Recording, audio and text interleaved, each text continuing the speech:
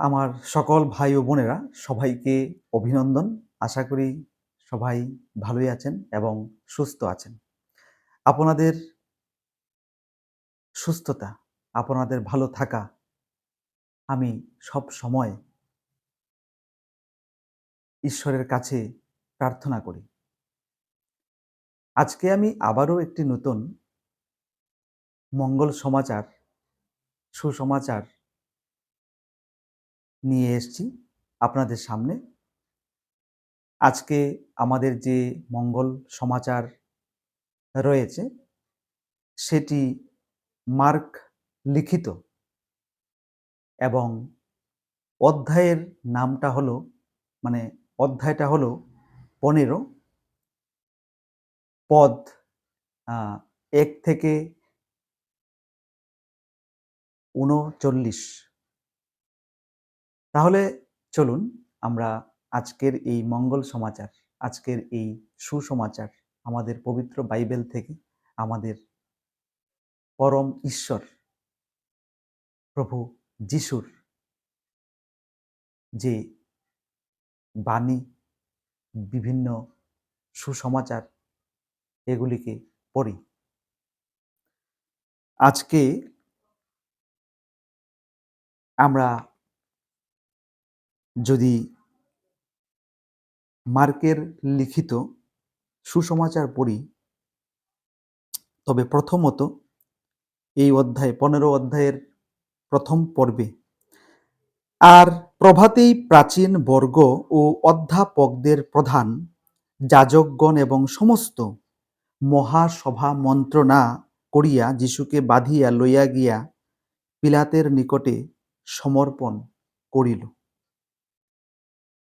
তখন পিলাত তাহাকে জিজ্ঞাসা করিলেন, তুমি কি যিহুদীদের রাজা? তিনি উত্তর করিয়া তাহাকে কহিলেন, তুমিই বলিলে।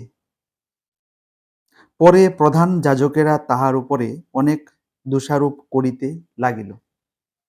পিলাত তাহাকে আবার জিজ্ঞাসা করিলেন, তুমি কি কিছুই উত্তর দিবে না? দেখো, ইহারা তোমার উপরে কত দোষারোপ করিতেছে। কিন্তু যিশু আর কিছু উত্তর করিলেন না। তাহাতে পিলাতের আশ্চর্য বোধ হইল। পর্বের সময়ে তিনি লোকেদের জন্য এমন একজন বন্দীকে মুক্ত করিতেন যাহাকে তাহারা চাহিত। সেই সময়ে বারাব্বা নামে এক ব্যক্তি উপপ্লবকারীদের সঙ্গে কারাবদ্ধ ছিল। তাহারা উপপ্লবক্রমে নরহত্যাও করিয়াছিল। তখন লোক সমূহ উপরে গিয়া তিনি তাহাদের জন্য যাহা করিতেন তাহা যাজ্ঞা করিতে লাগিল। পিলাত উত্তর করিয়া তাহাদিগকে কহিলেন, আমি তোমাদের জন্য যিহুদীদের রাজাকে মুক্ত করিয়া দিব। এই কি তোমাদের বাঞ্ছা? কেননা প্রধান যাজকেরা যে হিংসা বশত তাহাকে সমর্পণ করিয়াছিল তাহা তিনি জানিতে পারিলেন, কিন্তু প্রধান যাজকেরা জনতাকে উত্তেজিত করিয়া বরং আপনাদের জন্য বারাব্বার মুক্তি চাহিতে বলিল। পরে পিলাত আবার উত্তর করিয়া তাহাদিগকে বলিলেন, তবে তোমরা যাহাকে যিহুদীদের রাজা বলো তাহাকে কি করিব? তাহারা পুনর্বার চিৎকার করিয়া বলিল, উহাকে ক্রুশে দেও। পিলাত তাহাদিগকে কহিলেন, কেন? এ কি অপরাধ করিয়াছে? কিন্তু তাহারা অতিশয় চেঁচাইয়া বলিল, উহাকে ক্রুশে দাও। তখন পিলাত লোকসমূহকে সন্তুষ্ট করিবার মানসে তাহাদের জন্য বারাব্বাকে মুক্ত করিলেন এবং যিশুকে কুড়া মারিয়া ক্রুশে দিবার জন্য সমর্পণ করিলেন। পরে সেনারা প্রাঙ্গণের মধ্যে অর্থাৎ রাজবাটির ভিতরে তাহাকে লইয়া গিয়া সমস্ত সেনাদলকে ডাকিয়া একত্র করিল।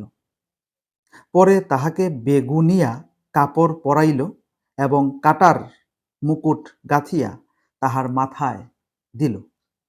আর তাহার বন্দনা করিয়া বলিতে লাগিল, যিহুদীর রাজ নমস্কার। আর তাহার মস্তকে নল দ্বারা আঘাত করিল, তাহার গায়ে থুতু দিল ও হাঁটু পাতিয়া তাহাকে প্রণাম করিল। তাহাকে বিদ্রূপ করিবার পর তাহারা ওই বেগুনিয়া কাপড় খুলিয়া তাহার নিজের কাপড় পরাইয়া দিল। পরে তাহারা ক্রুশে দিবার জন্য তাহাকে বাইরে লইয়া গেল। আর শিমুন নামে একজন কুরিনীয় লোক পল্লীগ্রাম হইতে সেই পথ দিয়া আসিতেছিল, সে সিকন্দরের ও রোফের পিতা। তাহাকেই তাহারা যিশুর ক্রুশ বহিবার জন্য বেগার ধরিল। পরে তাহারা তাহাকে গলগথা নামক স্থানে লইয়া গেল। এই নামের অর্থ মাথার খুলির স্থান। আর তাহারা তাহাকে গন্ধরসে মিশ্রিত দ্রাক্ষারস দিতে চাহিল, কিন্তু তিনি গ্রহণ করিলেন না। পরে তাহারা তাহাকে ক্রুশে দিল এবং তাহার বস্ত্র সকল বংশ করিয়া লইল। কে কি লইবে ইহা স্থির করিবার জন্য গুলি বাট করিল। তৃতীয় ঘটিকার সময়ে তাহারা তাহাকে ক্রুশে দিল, আর তাহার উপরে দুঃসূচক এই অধিলিপি লিখিত হইল, যিহুদীদের রাজা। আর তাহারা তাহার সহিত দুইজন দস্যুকে ক্রুশে দিল, এক জনের তাহার দক্ষিণে আর একজনকে তাহার বামে। আর যে সকল লোক সেই পথ দিয়া যাতায়াত করিতেছিল, তাহারা মাথা নাড়িতে নাড়িতে তাহার নিন্দা করিয়া কহিল, ওহে, তুমি না মন্দির ভাঙ্গিয়া ফেল, আর 3 দিনের মধ্যে গাঁথিয়া তোলো। আপনাকে রক্ষা করো, ক্রুশ হইতে নামো। আর সেইরূপ প্রধান যাজকেরাও অধ্যাপকদের সহিত আপনাদের মধ্যে তাহাকে বিদ্রূপ করিয়া কহিল, ওই ব্যক্তি অন্য অন্য লোককে রক্ষা করিত, আপনাকে রক্ষা করিতে পারে না। খ্রিস্ট ইসরায়েলের রাজা এখন ক্রুশ হইতে নামিয়া আসুক, দেখিয়া আমরা বিশ্বাস করিব। আর যাহারা তাহার সঙ্গে ক্রুশে বিদ্ধ হইয়াছিল, তাহারাও তাহাকে তিরস্কার করিল। পরে বেলা 6 ঘটিকা হইতে 9 ঘটিকা পর্যন্ত সমুদয় দেশ অন্ধকারময় হইয়া রহিল। আর 9 ঘটিকার সময়ে যিশু উচ্চরবে ডাকিয়া কহিলেন, এলোই এলোই লামা সবক্তানি। অনুবাদ করিলে ইহার অর্থ এই, ঈশ্বর আমার, তুমি কেন আমায় পরিত্যাগ করিয়াছ? তাহাতে যাহারা নিকটে দাঁড়াইয়াছিল, তাহাদের মধ্যে কেহ কেহ সেই কথা শুনিয়া বলিল, দেখো, ও এলিয়কে ডাকিতেছে। আর একজন দৌড়িয়া একখানি স্পঞ্জে সিরকা ভরিয়া তাহা নলে লাগাইয়া তাহাকে পান করিতে দিয়া কহিল, থাক, দেখি এলিয় উহাকে নামাইতে আসে কিনা। পরে যিশু উচ্চ রব ছাড়িয়া প্রাণ ত্যাগ করিলেন। তখন মন্দিরের তিরস্করিণী উপর হইতে নিচ পর্যন্ত চিরিয়া 2 খান হইল। আর যে শতপতি তাহার সম্মুখে দাঁড়াইয়াছিলেন, তিনি যখন দেখিলেন যে যিশু এই প্রকারে প্রাণত্যাগ করিলেন, তখন কহিলেন, সত্যি ইনি ঈশ্বরের পুত্র ছিলেন। আমিন। হালেলুইয়া। তাহলে আমার প্রিয় ভাই ও বোনেরা, আমার সকল দর্শক বৃন্দরা, আজকে আমরা মার্ক লিখিত সুসমাচার পড়ে শোনালাম। এর থেকে আপনারা আশা করি ভালো মন দিয়ে শুনেছেন এবং লাইনগুলো বুঝতে পেরেছেন। প্রভু যিশু আমাদের জন্যই এই পৃথিবীতে এসছিলেন। কেউ কেউ ওনাকে বুঝতে পারেনি, কেউ কেউ ওনাকে বুঝতে পেরেছেন। আমরা সকল সময় প্রভু যিশুর বন্দনা করব, পূজা করব, কারণ উনি আমাদের মুক্তির জন্যই ক্রুশবিদ্ধ হয়েছিলেন। উনি আমাদের জন্যই এই পৃথিবীতে এসেছিলেন। উনাকে মারা হয়েছে একমাত্র আমাদের পাপকে দূর করার জন্য। আমরা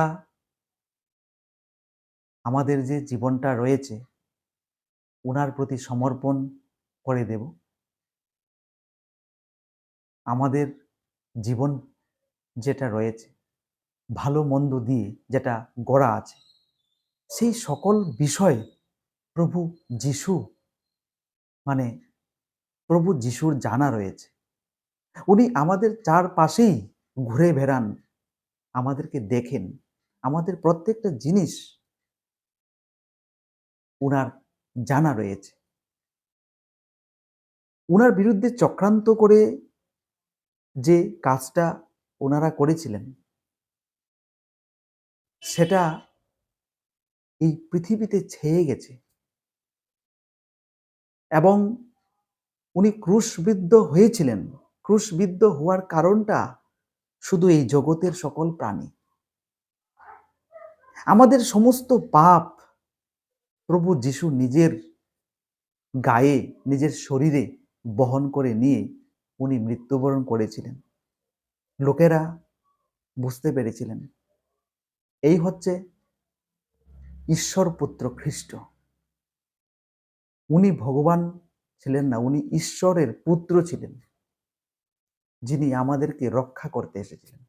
এটা লোক মুখে শোনা গেছে, আমরা জানতে পারি, বুঝতে পারি।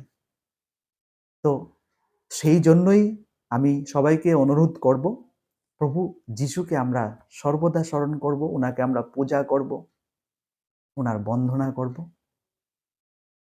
ওনার আশীর্বাদ আমরা সকল সময় আমাদের জীবনে নেওয়ার জন্য চেষ্টা করব।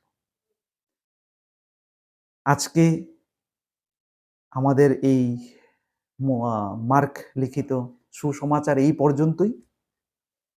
সবাই ভালো থাকবেন, সুস্থ থাকবেন। আরেকটি নতুন পর্বে, আরেকটি নতুন সুসমাচারে আমি আবারও আপনাদের সামনে আসব। সবাইকে নমস্কার এবং আমেন, হালেলুয়া।